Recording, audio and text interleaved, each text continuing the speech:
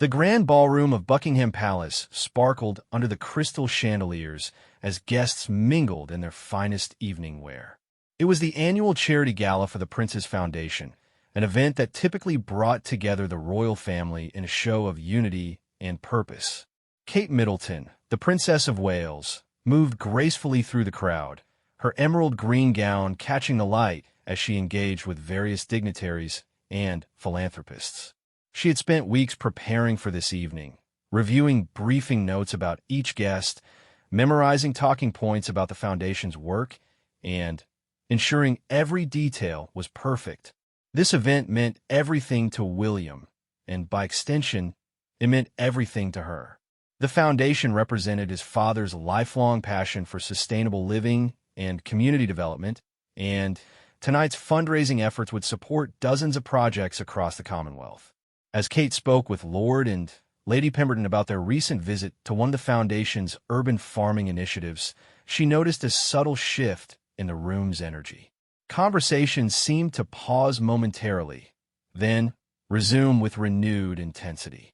She followed the gaze of several guests toward the main entrance, where King Charles III had just arrived with Queen Camilla at his side.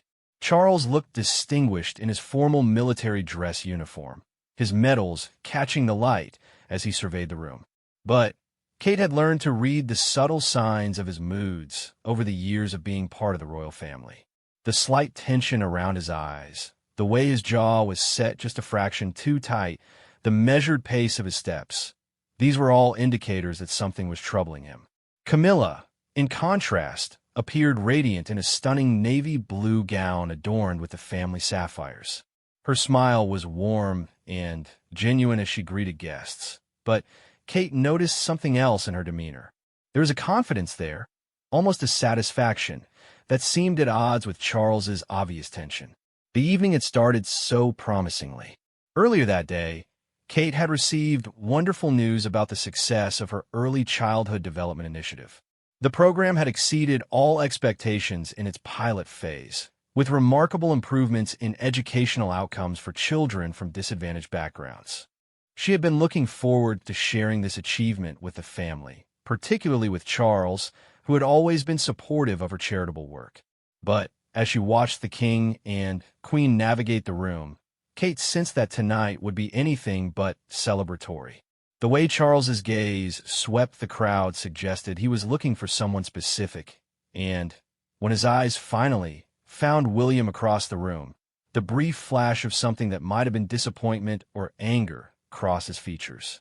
Kate excused herself from her conversation with the Pembertons and began making her way toward William, who was deep in discussion with several European ambassadors about climate change initiatives. As she moved through the crowd, she couldn't shake the feeling that she was walking into the center of a storm that had been brewing long before tonight's event. The political climate had been particularly challenging recently. There had been ongoing debates about the monarchy's role in modern Britain, questions about the cost of royal events during difficult economic times, and persistent media scrutiny about family dynamics. Kate had become adept at navigating these choppy waters, but tonight felt different. She reached William just as he was concluding his conversation with the ambassadors. His smile was genuine when he saw her, and he immediately wrapped his arm around her waist in that natural, protective gesture that had become second nature to him over their years of marriage. "How are you holding up?" he asked quietly, his voice just loud enough for her to hear over the ambient conversation and soft classical music. "I'm fine," she replied, though she could see in his eyes that he had noticed the same tension she had. "But I think your father wants to speak with you." William glanced across the room toward Charles, who was now standing with Camilla near the main reception area. Even from this distance, Kate could see the rigid set of Charles's shoulders and the way his hands were clasped behind his back, a posture she had come to associate with barely controlled frustration. "I suppose I should go and see what this is about," William said with a slight sigh. "Will you be all right on your own for a few minutes?" Kate nodded, giving him an encouraging smile. "Of course. I'll continue working the room." As William made his way toward his father, Kate turned her attention to a group of young entrepreneurs who were beneficiaries of the Foundation's business development program. She had always been particularly interested in these success stories, finding genuine inspiration in tales of individuals who had overcome significant obstacles to build thriving enterprises. But even as she engaged in animated conversation about sustainable fashion and innovative recycling technologies, part of her attention remained focused on the developing situation across the room. She watched as William approached his father, and Camilla, noting the way Charles's expression immediately became more guarded. The three of them moved to a slightly more private area near one of the large windows overlooking the palace gardens. From her position, Kate could see that they were engaged in what appeared to be an intense conversation, though their voices remained low and their expressions carefully controlled for the benefit of the watching guests and media photographers. Camilla's role in the conversation was particularly intriguing. She seemed to be doing most of the talking, her gestures animated but controlled, her smile never wavering even as Charles's expression grew increasingly strained. William listened intently, occasionally asking what appeared to be clarifying questions, but his body language suggested growing tension. Kate had learned over the years that royal family dynamics were far more complex than the public ever realized.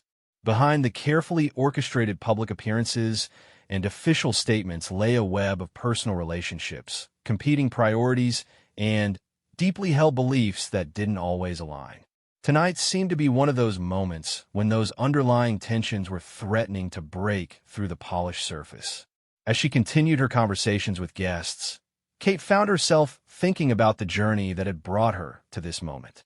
From her middle-class upbringing in Bucklebury to her years at St. Andrews University, where she first met William, to the long courtship period where she had learned to navigate the complexities of royal life, she had always prided herself on her ability to remain composed under pressure. But tonight was testing that composure in ways she hadn't anticipated. The stakes felt higher somehow, as if whatever was happening between Charles, Camilla, and William had the potential to impact not just their personal relationships, but the future direction of the monarchy itself. The conversation between the three of them seemed to be intensifying. Charles's carefully maintained public demeanor was beginning to crack, and Kate could see flashes of genuine anger crossing his features. William's responses were becoming more animated as well, though he was clearly trying to keep his voice low and his gestures controlled. Camilla, meanwhile, continued to smile and nod, occasionally placing a gentle hand on Charles's arm in what appeared to be a calming gesture. But there was something about her composure that struck Kate as almost theatrical, as if she were performing for an audience rather than genuinely participating in a difficult family conversation. As the evening progressed and the formal program began, Kate found herself positioned at the head table with other senior members of the royal family. From this vantage point, she had a clear view of both Charles and William, and the tension between them was becoming increasingly difficult to ignore. When Charles rose to deliver his keynote address about the Foundation's work and its importance to the future of sustainable development, his usual eloquence seemed forced. His words were carefully chosen and professionally delivered, but Kate could hear the underlying strain in his voice. Several times during the speech, his gaze swept over William with an expression that seemed to combine disappointment, frustration, and something that might have been betrayal. The applause that followed Charles's speech was enthusiastic, but Kate noticed that William's response seemed somewhat muted compared to his usual supportive demeanor. As Charles returned to his seat, Camilla leaned over to whisper something in his ear, and for the first time that evening, Kate saw a genuine smile cross his features. That smile, and the obvious pleasure Charles took in whatever Camilla had said to him, suddenly crystallized Kate's understanding of the evening's dynamics. Whatever was happening between Charles and William, Camilla was not just an observer.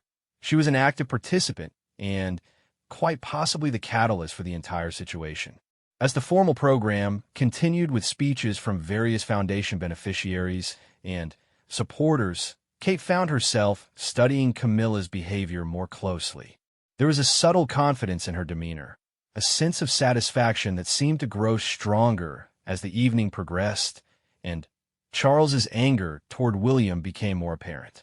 The pieces of a complex family puzzle were beginning to fall into place, and Kate realized that she was witnessing something far more significant than a simple disagreement between father and son. This was about power, influence, and the future direction of the monarchy, and somehow she and William had found themselves on one side of a divide that seemed to be growing wider with each passing moment. As the evening moved toward its conclusion, Kate prepared herself for what was sure to be a challenging conversation with William. Whatever had transpired between him and his father tonight, she knew that the repercussions would extend far beyond this single event. The royal family was facing a moment of reckoning, and she would need to draw on every ounce of her strength and diplomatic skill to help navigate the turbulent waters that lay ahead. The drive back to Kensington Palace was unusually quiet. Kate sat beside William in the back of their official car, watching the London streetlights blur past the tinted windows. The evening's events played through her mind like a film she couldn't quite understand, each scene raising more questions than answers. William stared straight ahead, his jaw clenched in that particular way that told her he was processing something significant and potentially life-changing. It wasn't until they were safely behind the closed doors of their private apartment that William finally broke the silence that had stretched between them since leaving Buckingham Palace. "I need to tell you what happened tonight," he said, loosening his tie and sinking into one of the comfortable armchairs in their sitting room. "But I'm not sure where to begin." Kate settled into the chair across from him, kicking off her heels and tucking her feet beneath her. After years of marriage, she had learned that sometimes the best way to help William process difficult situations was simply to listen without judgment or immediate advice. "Take your time," she said gently. "I could see that whatever your father said to you is serious." William ran his hands through his hair, a gesture that took her back to their university days when he would struggle with particularly challenging coursework or media attention. "It wasn't just what he said, Kate. It's what Camilla convinced him to believe." The name hung in the air between them, laden with implications that Kate was only beginning to understand. She had always maintained a respectful, if somewhat distant, relationship with Camilla. There had never been any open conflict, but there had also never been the warmth and easy connection that Kate had hoped for with her husband's stepmother. "What kind of things?" Kate asked carefully. William stood and began pacing, a habit that emerged when he was trying to organize his thoughts. "Apparently, there have been discussions about the future of the monarchy that I was completely unaware of. Decisions being made about roles and responsibilities about how the transition of power should unfold." Kate felt a chill run down her spine. The transition of power was something they had discussed privately, of course, but always in abstract terms, always with the assumption that it would happen according to established protocols and with full transparency between family members. "What kind of decisions?" she pressed. "According to Father, there's been a proposal, one that Camilla has been advocating for quite strongly, that would see significant changes to how the Prince of Wales' role functions. Changes that would effectively diminish my responsibilities and influence before I even become king." Kate's mind raced through the implications. The Prince of Wales' role wasn't just ceremonial. It came with significant charitable foundations, substantial property holdings, and considerable influence within the Commonwealth realms. Any changes to that structure would have far-reaching consequences. "But surely your father wouldn't agree to something like that without discussing it with you first," Kate said, though even as she spoke, she realized how naive that assumption might be. William stopped pacing and looked directly at her. "That's what I thought too. But apparently, the argument has been that I'm too focused on modernizing approaches that could destabilize traditional structures. Camilla has convinced him that a more gradual, controlled transition will be better for the monarchy's long-term stability." Kate processed this information carefully. She knew that William had indeed been pushing for various modernization efforts, greater transparency in royal finances, more diverse representation in royal patronages, and updated approaches to environmental sustainability that sometimes put him at odds with more traditional advisors. "And you believe Camilla is behind this proposal?" Kate asked, Not just behind it. She's been actively working to undermine my position for months, possibly longer. William's voice carried a mixture of hurt and anger that Kate rarely heard from him. Father showed me correspondence, meeting notes, recommendations from advisors, all suggesting that my approaches are too radical, too risky for the monarchy's future. Kate felt a surge of protective anger on her husband's behalf, but she forced herself to remain calm and analytical. What exactly does this proposal entail? William returned to his chair, leaning forward with his elbows on his knees. It would create a new structure where the Prince of Wales' role becomes more ceremonial, with actual decision-making power remaining centralized under the crown. My foundations would be merged with existing royal charities under more traditional management. My environmental initiatives would be reviewed and adjusted to align with more conventional approaches. The full scope of what Camilla was proposing began to dawn on Kate. This wasn't just about family dynamics or personal preferences. This was about the fundamental direction of the monarchy for the next generation.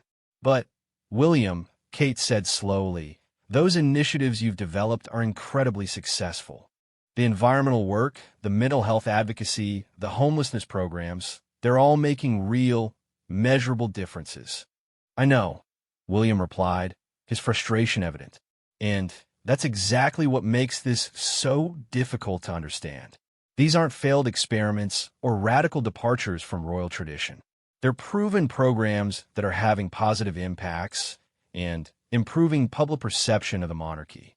Kate stood and moved to the window, looking out at the lights of London. So why would Camilla want to change them? That's what I keep asking myself, William said. And the only conclusion I can reach is that it's not really about the programs themselves. It's about control. The word hung heavy in the room. Kate had always been aware that the royal family operated within complex power structures, but she had assumed that those structures were primarily designed to maintain stability and continuity rather than to serve personal ambitions. You think this is about Camilla consolidating her influence? William nodded grimly. I think she sees an opportunity to shape the monarchy according to her vision while she's still queen consort. If she can convince Father that my approaches are too risky, she can effectively neutralize my influence until I inherit the crown, and by then, the structure she prefers will be so entrenched that they'll be difficult to change. Kate turned back to face him. What did you say to your father tonight? I tried to reason with him. I presented evidence of our program's success, testimonials from beneficiaries, data showing improved public approval ratings. But every point I made, he had a counter-argument that sounded suspiciously like Camilla's talking points. The picture was becoming clearer, but Kate still struggled to understand the full scope of what they were facing. Do you think your father truly believes this is the right approach? Or is he being manipulated? William was quiet for a long moment, clearly wrestling with the implications of his answer. I think he's caught between his natural caution about change and his desire to support his wife. Camilla has been very clever about framing this as being in his best interests and the monarchy's best interests. Kate felt a familiar surge of the protective instinct that had guided her through numerous royal crises over the years. So what do we do? I don't know, William admitted. Father made it clear tonight that he's serious about implementing these changes. He's already started consulting with advisors about restructuring procedures. If we're going to challenge this, we need to do it quickly and strategically. Kate moved back to her chair, her mind already working through possibilities. We need to understand exactly who's supporting this proposal and why. We need to identify potential allies within the royal household and among the advisors.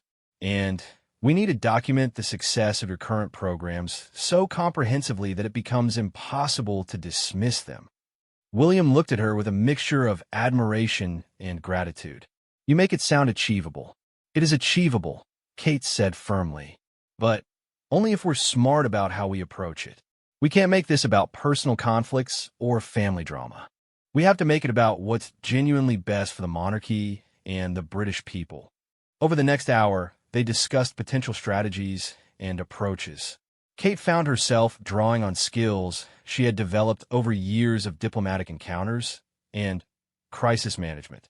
The situation required the same careful balance of assertiveness and respect that had guided her through challenging media storms and political controversies. As they talked, Kate began to understand the true genius of Camilla's approach. By framing the proposed changes as being about tradition and stability rather than personal ambition, she had made it very difficult for William to oppose them without appearing to be the one who was motivated by personal interests. "She's been very careful about this," Kate observed. "Every criticism of your programs is couched in language about protecting the monarchy's reputation and maintaining public confidence. It's hard to argue against that without seeming selfish or reckless." William nodded, "And she is father's ear in a way that I sometimes don't.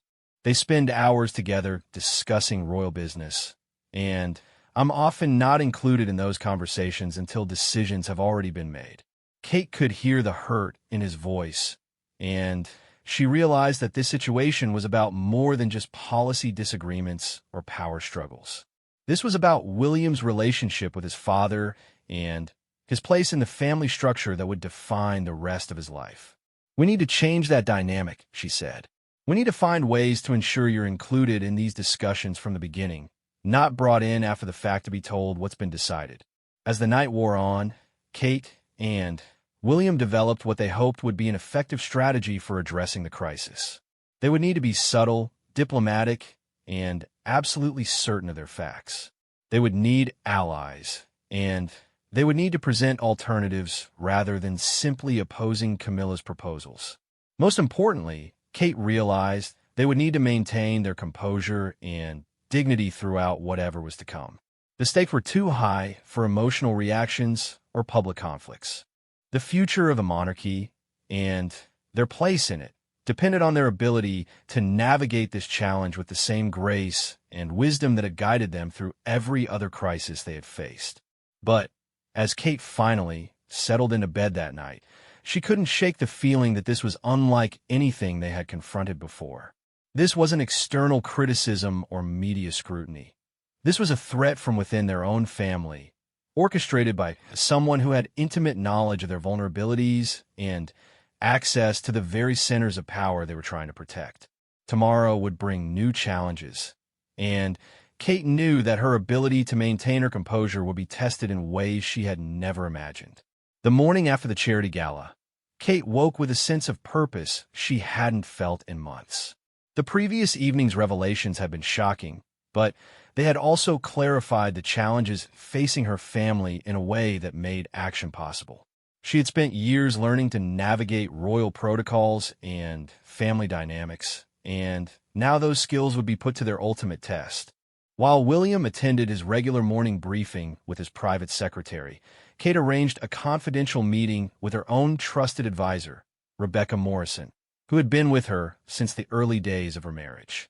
Rebecca was one of the few people outside the immediate family who truly understood the complexities of royal life and could be counted on for both discretion and honest counsel. They met in Kate's private office at Kensington Palace, a comfortable room decorated with family photographs and mementos from her various charitable endeavors. Rebecca arrived with a thick folder of documents and the serious expression that Kate had learned to associate with significant challenges. "I've been doing some research since your call this morning," Rebecca began without preamble. "The situation is more complex than we initially thought."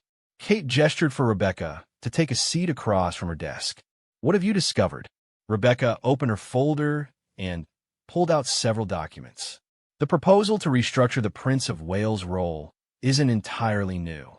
There have been discussions about modernizing royal structures for several years, but they've gained momentum recently due to external pressures. "What kind of external pressures?" Kate asked, though she suspected she already knew the answer. "Parliamentary questions about royal finances, media criticism about the cost of maintaining multiple royal households, and public opinion polling that suggests some skepticism about the relevance of traditional royal structures in modern Britain." Kate nodded. These were ongoing challenges that every generation of royals had to navigate, but she was beginning to understand how they might have created an opening for Camilla's proposals. "The clever thing," Rebecca continued, is that Queen Camilla has positioned her recommendations as responses to these external pressures. She's not advocating for change for its own sake. She's arguing that strategic adjustments now could prevent more dramatic upheavals later. Kate could see the political brilliance of this approach. By framing her proposals as defensive measures rather than power grabs, Camilla had made them much more palatable to Charles and harder for William to oppose without appearing to ignore legitimate concerns about the monarchy's future. What specific changes is she proposing? Kate asked. Rebecca consulted her notes. The core proposal involves consolidating charitable foundations under centralized royal management, standardizing public engagement protocols to ensure consistent messaging, and creating more formal oversight mechanisms for all royal activities. Kate felt a chill as she realized the full implications. That would effectively eliminate the independence that William has built into his various initiatives. Exactly. And it would create a structure where every program, every public statement, every charitable partnership would need approval from central authority, an authority that would presumably be influenced heavily by Queen Camilla's preferences. Kate stood and walked to the window, looking out at the palace gardens where tourists were already gathering for the morning changing of the guard ceremony. These people saw the royal family as a symbol of continuity and tradition, but they also expected their royals to be relevant and engaged with contemporary challenges. William's approach had been to honor both expectations, but Camilla's proposals seemed to prioritize tradition at the expense of relevance. We need to understand who else is involved in these discussions, Kate said. Camilla can't be operating entirely on her own. Rebecca flipped to another section of her folder. I've identified at least 3 senior advisors who have been involved in developing these proposals. Sir Malcolm Hartwell from the Privy Council Office, Lady Patricia Thornton, who oversees Royal Household Management, and David Richardson from the Royal Communications Team. Kate recognized all 3 names. They were experienced, respected figures within the royal establishment, exactly the kind of people whose support would lend credibility to any proposal for change. Have you been able to determine their motivations? Kate asked. Sir Malcolm seems genuinely concerned about parliamentary pressure regarding royal finances. He's been dealing with increasingly pointed questions about the cost-effectiveness of royal activities. Lady Patricia appears to be focused on operational efficiency. She's been advocating for streamlined management structures for years. David Richardson is harder to read, but he's always been cautious about public relations risks. Kate could see how Camilla might have appealed to each of these concerns while advancing her own agenda. So they may not realize they're supporting a power consolidation rather than genuine reform. That's my assessment, Rebecca agreed, which means they might be persuadable if presented with alternative approaches that address their concerns without sacrificing William's independence. Kate returned to her desk, her mind already working through potential strategies. We need to develop our own reform proposal, something that addresses the legitimate concerns about efficiency and oversight while preserving the innovative approaches that have made William's programs so successful. Over the next several hours, Kate and Rebecca worked through the details of what would become their counterproposal. Instead of centralized control, they envisioned enhanced coordination between royal households. Instead of standardized messaging, they proposed improved communication protocols that would ensure consistency without stifling individual initiatives. Instead of eliminating program independence, they suggested enhanced accountability measures that would demonstrate effectiveness while maintaining operational flexibility. The key insight that guided their work was that the external pressures facing the monarchy weren't primarily about the structure of royal activities. They were about their perceived value and relevance. William's programs had consistently demonstrated both value and relevance, which suggested that the solution wasn't to constrain innovation, but to better communicate its benefits. As they worked, Kate found herself thinking about the broader implications of this conflict. The monarchy had always faced the challenge of balancing tradition with adaptation, but the current situation felt different. For the first time in her experience, the pressure for change seemed to be coming from within the family rather than from external forces. That afternoon, Kate arranged to meet with Princess, and who had always been one of the most pragmatic and straightforward members of the royal family. If anyone could provide honest perspective on the developing situation, it would be William's aunt. They met at Anne's private residence, a comfortable estate that reflected her practical approach to royal life, and had never been one for elaborate protocols or formal ceremonies. But her dedication to royal duty was unquestionable, and her political instincts were sharp. "I've been wondering when someone would come to talk with me about this," and said as they settled in her sitting room with tea and biscuits. "The whole household has been buzzing with rumors about restructuring proposals." Kate appreciated Anne's directness. "What have you heard?" "Officially, nothing. Unofficially, quite a lot." Anne's expression was carefully neutral, but Kate could see the concern in her eyes. There are questions being raised about the effectiveness of current approaches, suggestions that more coordination might be beneficial, discussions about ensuring consistency across all royal activities. "And what's your assessment of these suggestions?" And was quiet for a moment, clearly weighing her words carefully. "I think there are legitimate questions that deserve thoughtful answers. But I also think that some of the proposed solutions might create more problems than they solve." Kate leaned forward slightly. "In what way?" "The strength of the current system is that it allows different members of the family to develop expertise in different areas while maintaining coordination where necessary. William's environmental work, your early childhood initiatives, Edward's arts patronage. These programs work because they reflect genuine personal commitment and knowledge." And paused to pour more tea, and Kate could see her organizing her thoughts. "If you centralize management too much, you risk losing that personal connection and expertise. You end up with programs that look good on paper, but lack the authenticity that makes them genuinely effective." Kate felt a surge of relief. Anne's perspective confirmed her own instincts about the value of William's approach and the risks of Camilla's proposals. "The challenge," and continued, "is that the people advocating for more centralization aren't wrong about the need for better coordination and oversight. There have been instances where different royal households have pursued conflicting approaches or sent mixed messages about important issues." Kate nodded.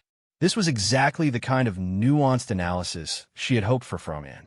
"So the question is whether we can improve coordination and oversight without sacrificing the innovation and personal commitment that make our programs effective."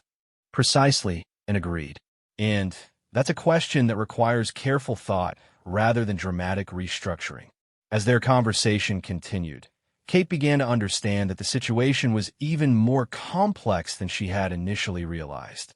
The proposals being advocated by Camilla weren't entirely without merit, but they represented one approach to legitimate challenges rather than the only possible approach.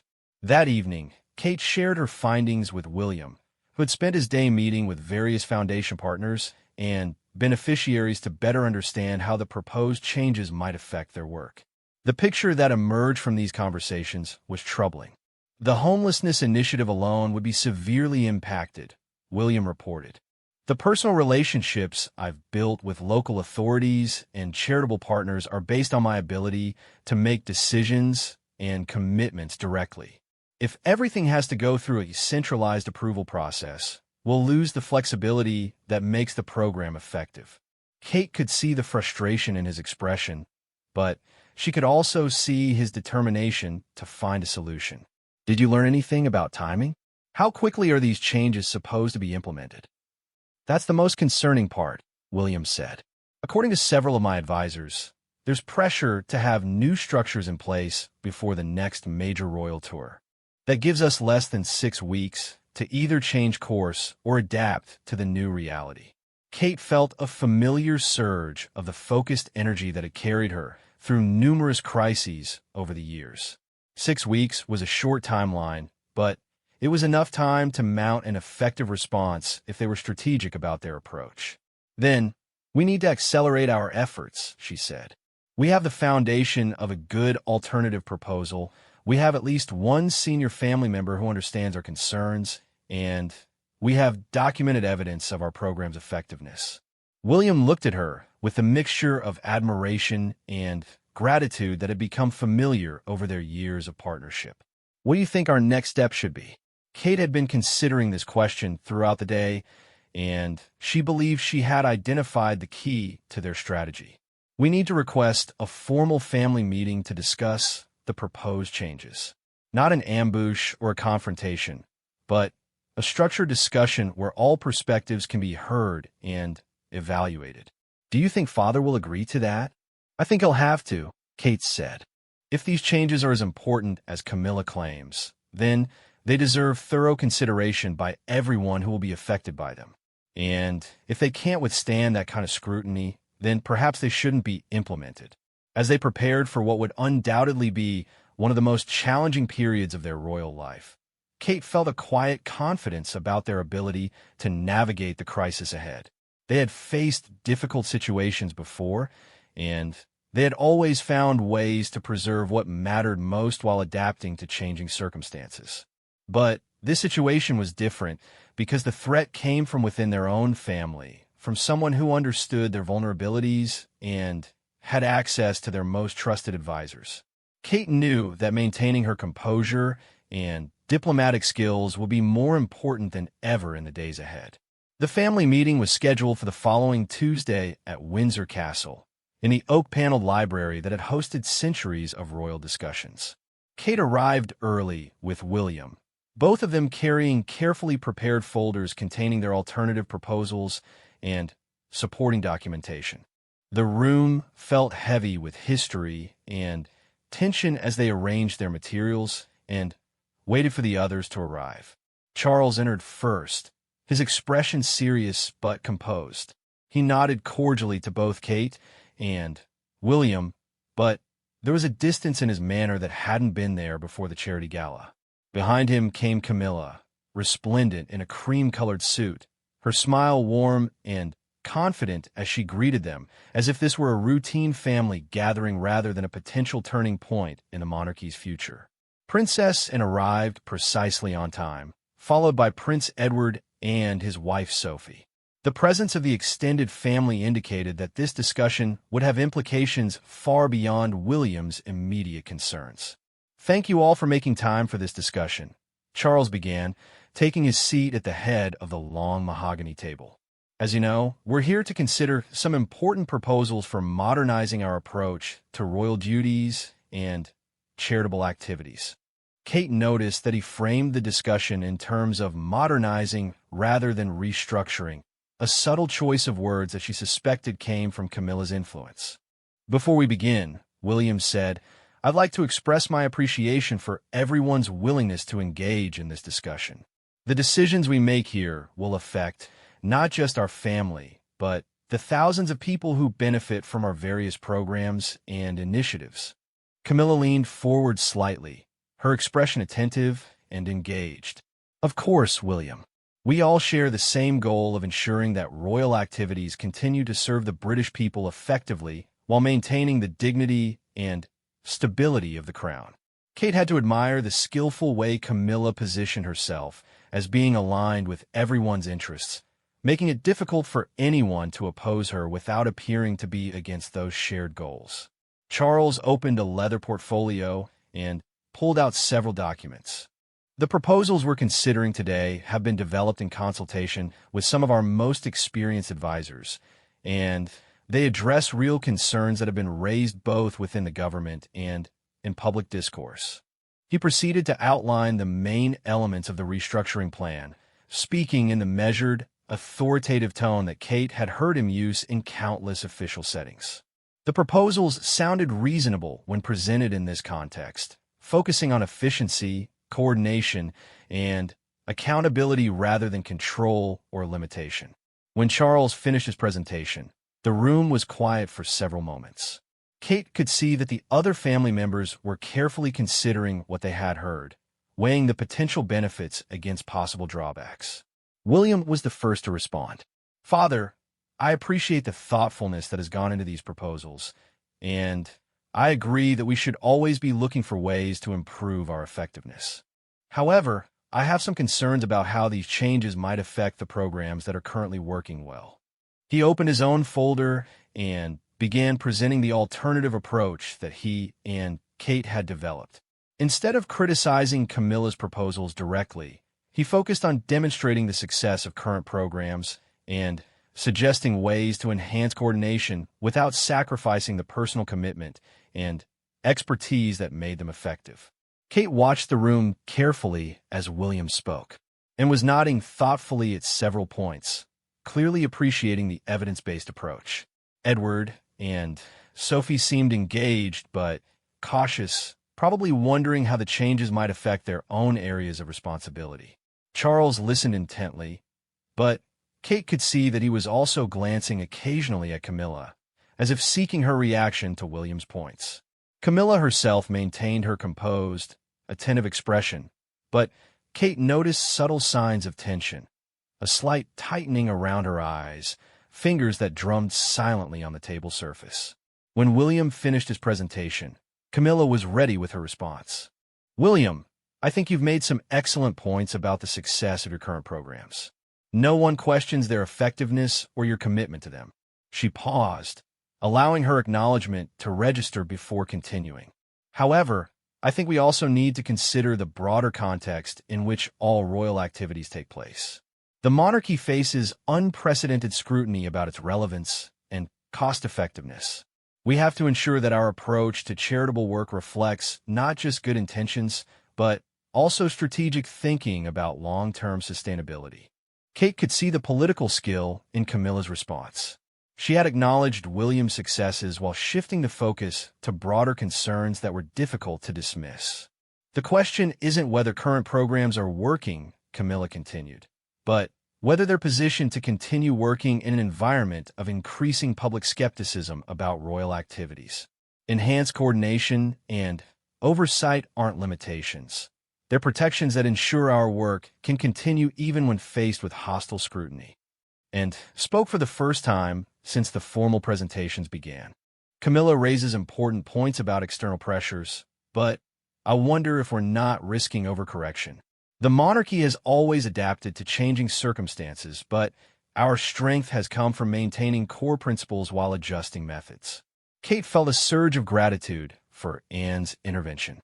It represented exactly the kind of principled, pragmatic perspective that could help bridge the gap between opposing viewpoints. "What kinds of core principles are you thinking about?" Charles asked his sister. "Personal accountability, direct engagement, and the freedom to develop expertise in chosen areas," Anne replied. "These principles have allowed each generation of royals to contribute meaningfully to national life while serving the crown's broader interests." Edward joined the discussion for the first time. "I agree with and about the importance of personal engagement, but I also think Camilla has identified real challenges that we can't ignore. Perhaps the answer isn't choosing between current approaches and proposed changes, but finding ways to address legitimate concerns while preserving what works best." Kate recognized this as her opportunity to contribute to the discussion. She had been waiting for the right moment to present the compromise position that she and William had developed. "I'd like to suggest a middle path," she said, opening her own folder. "What if we enhanced coordination and accountability through improved communication protocols and regular review processes rather than centralizing decision-making authority?" She outlined their proposal for quarterly coordination meetings between all senior royals, standardized reporting procedures that would track program effectiveness without constraining operational flexibility, and enhanced public communication strategies that would better demonstrate the monarchy's value to skeptical audiences. This approach would address concerns about consistency and oversight while preserving the personal commitment and specialized knowledge that make our programs effective, Kate continued. It would also create opportunities for collaboration between different royal households that could enhance overall impact. Camilla listened to Kate's proposal with apparent attention, but Kate could see that she was also calculating how to respond. When Kate finished, Camilla was ready with a carefully crafted counterargument. "Kate's proposals are thoughtful, and I appreciate the effort to find common ground," Camilla said. "But I'm concerned that they don't go far enough to address the fundamental challenges we're facing. Enhanced communication and coordination are valuable, but they don't provide the structural safeguards that external critics are demanding. The room fell quiet again as everyone processed this exchange. Kate realized that they had reached the crucial moment in the discussion, the point where positions would either begin to converge or crystallize into permanent opposition. Charles broke the silence. I think we need to consider all of these perspectives carefully before making any final decisions. The stakes are too high for hasty choices. Kate could hear the uncertainty in his voice, and she realized that he was genuinely torn between competing loyalties and priorities. The conversation continued for another hour, with various family members asking questions, raising concerns, and exploring potential modifications to both the original proposals and the alternatives. As the discussion progressed, Kate began to sense a subtle shift in the room's dynamics, and support for preserving royal independence was influencing Edward and Sophie, who began asking pointed questions about the practical implementation of centralized oversight. Even Charles seemed to be reconsidering some aspects of Camilla's proposals as he heard more details about their potential impact on successful programs. Camilla, meanwhile, became increasingly insistent on the need for dramatic changes, arguing that incremental adjustments wouldn't be sufficient to address the mounting external pressures. But as her arguments became more forceful, they also became more obviously self-interested, making it harder for her to maintain the appearance of objective concern for the monarchy's welfare. The turning point came when Anne asked a direct question that Kate had been hoping someone would raise. Camilla, in your view, who would have ultimate authority over these centralized oversight mechanisms? For the first time in the discussion, Camilla hesitated before answering. Well, ultimately, such authority would rest with the crown, of course. But day-to-day management would require experienced advisors who understand both traditional protocols and contemporary challenges, and who would select and supervise these advisors. Impressed, Kate could see that Camilla was trapped by the logic of her own proposals. Any honest answer would reveal the extent to which the restructuring would concentrate power in ways that serve her interests rather than the monarchy's broader needs. I suppose that would be a decision for the king to make in consultation with appropriate advisors, Camilla finally said. The inadequacy of this response hung in the air, and Kate could see that even Charles was beginning to understand the implications of what his wife was proposing. William seized the opportunity to redirect the conversation. Perhaps we should focus on what specific problems we're trying to solve, rather than debating abstract structural changes. If we can identify concrete issues that need addressing, we might find targeted solutions that don't require wholesale restructuring. This suggestion proved to be the key to breaking the deadlock. Over the next 30 minutes, the family worked together to identify specific coordination challenges, communication gaps, and accountability concerns that could be addressed through targeted improvements rather than structural overhaul. By the end of the meeting, they had agreed on a series of modest but meaningful reforms that would enhance oversight and coordination while preserving the operational independence that had made various royal programs so successful.